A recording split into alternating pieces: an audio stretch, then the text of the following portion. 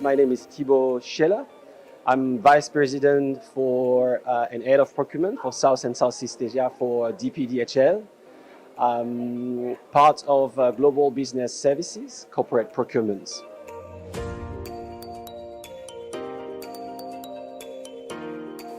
Well, I think we haven't recovered from the challenges we had over the 2.5 years with the pandemic. And these challenges are still very much present. We're talking about labor shortage, we are talking about long lead time, and we're talking about supply disruption. So this is still here, so this isn't gone. On top of that, with the war, very unfortunate war in Ukraine, we are seeing inflation, and we are even talking about recession. And this is adding more challenge to procurement, because we had the supply challenge in a way. So what we have to do as a company and as every procurement organization, I think we have to make sure that we are not trading pricing and risk over quality. So we need to make sure we are compliant with our contracts. We need to make sure that we are avoiding costs as much as possible, but we have to work very closely with our suppliers to make sure they are also sustainable and they have survived through the crisis.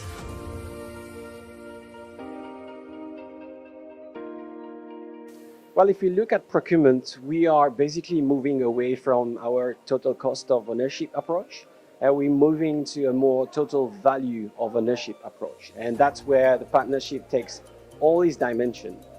The first thing we want to know with our partner, we want to have a strong master supply agreement, strong framework agreement. And why we want that is because we want to really save time and reduce our time to market.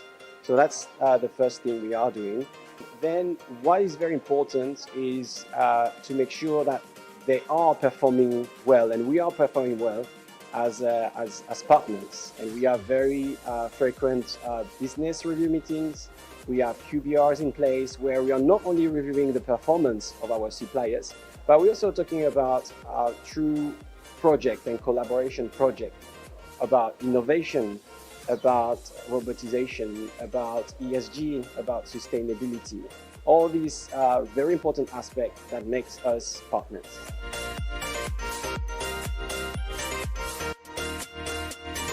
Well, again, referring to the pandemic has definitely accelerated the use of collaborative tools, and we've seen a lot of new vendors in the market. I think the benefits, if we look at a pure environmental benefits, I think the fact that we're not traveling as much as before is very good from an environment perspective. And obviously, I think there is a financial also benefit on it. From a social benefit, it's amazing. Basically, everyone can connect everywhere, and even more than before, because we are adding video calls for everyone. It's not optional. We can have video calls. We can actually share whiteboards. We can have surveys. We can have a lot of different things that we had to do face-to-face before, and that we can actually do virtually now. And I think in terms of collaboration, given that there's a lot of global companies now, if I use a file today here based in Singapore and someone tomorrow will use it in Europe or in the US, I mean, the fact that we can collaborate in one single tool or even software at the same time, it's amazing. So I can work in an Excel spreadsheet, a Word document, a PowerPoint document at the same time with another colleague. So I think we are saving a lot of time, and it's much more efficient.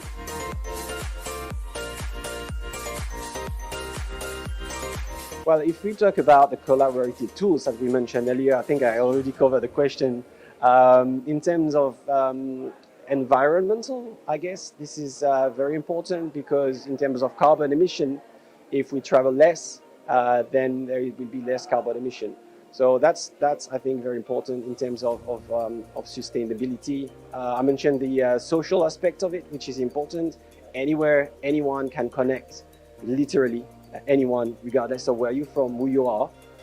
I believe, from a governance perspective, having a single tool and actually having the possibility to have one single point of collaboration is very important, because we have, we have the possibility to, from a compliance perspective, we have the possibility to share and show anything at any time.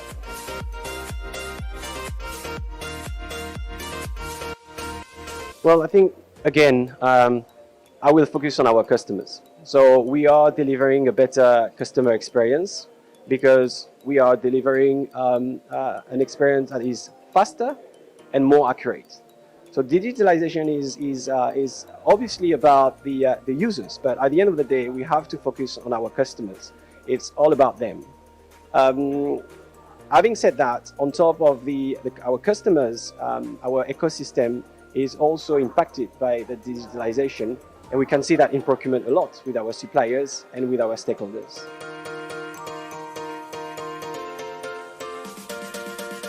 It's a very good question. I believe it's the complexity of the audience and the complexity of the number of people involved in the decision making. And I think this is one of the important bottlenecks, because you really have to have a very strong project management team, innovation team that we have in DHL to make things happen, because it can take quite a lot of time before reaching the right person. Then, from a supplier perspective and a supply perspective, what is important is that we have the right vendors in front of us, because as a big organization, a global organization, we need scalability of a solution, of an innovation, because we intend to use it across the globe.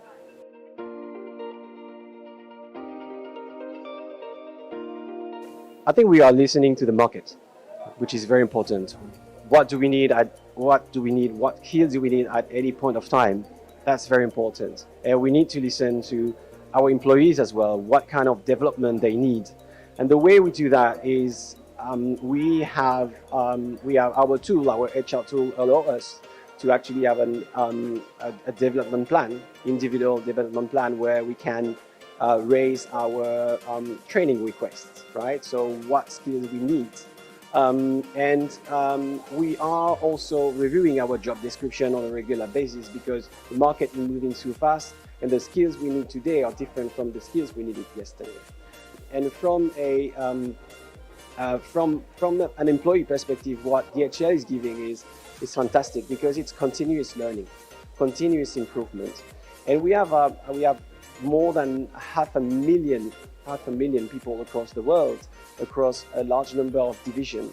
So internally, the skills, we have all the skills. We need to make sure that we are leveraging the skills we have internally and making sure that we are continuously improving.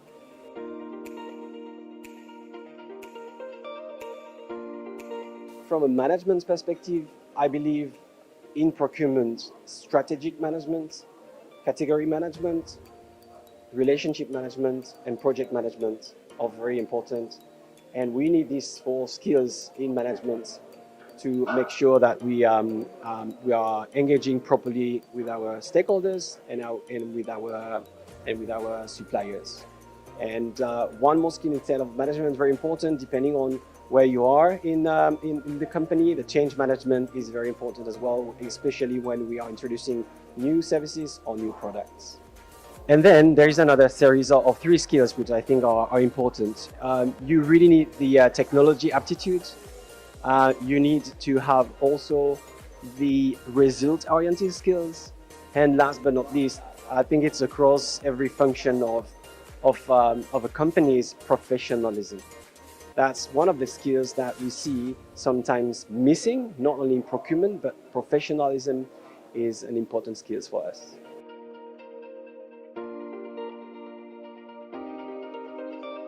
Well, you can expect from me a big smile and a lot of energy. And I think also I really want to share my love for procurement, or my passion for procurement. I've always been in procurement. Some people are going to procurement not by choice, but it's a choice for me. So you can expect a lot of energy, a lot of smile, trying to share my passion for procurement. Yesterday, I was able to actually present on digitalization at procurement within DHL. And this topic in particular is a hot topic this year for Procurecon Asia. And I've been able to share what we are doing currently at DPDHL.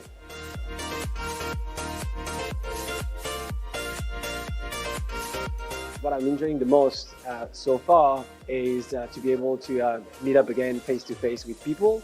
I think that makes a huge difference.